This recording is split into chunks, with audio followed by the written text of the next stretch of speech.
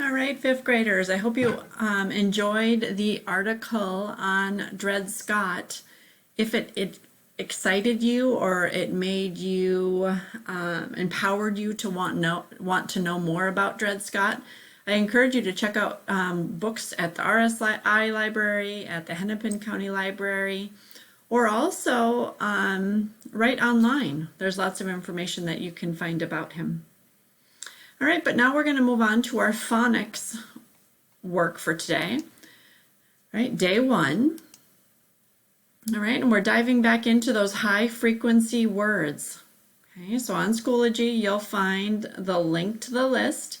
Again, challenge yourself to find 5 words. Practice saying them, spelling them, reading them, writing them, and then we're going to practice using them in a sentence. Okay, those sentences you'll write in your English notebook. Okay, this is a perfect way to practice using those capital letters, periods, but then also reading and spelling those high frequency words. Okay, when you're all done, proofread the sentences and they'll stay in your notebook so you can share with us when we go back to school. All right, nice job taking responsibility for your own learning.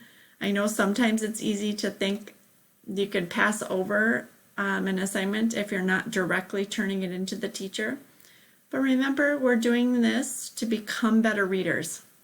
All right, and being strong readers when you move into middle school will help you in every subject. All right, so good luck, and I will see you tomorrow.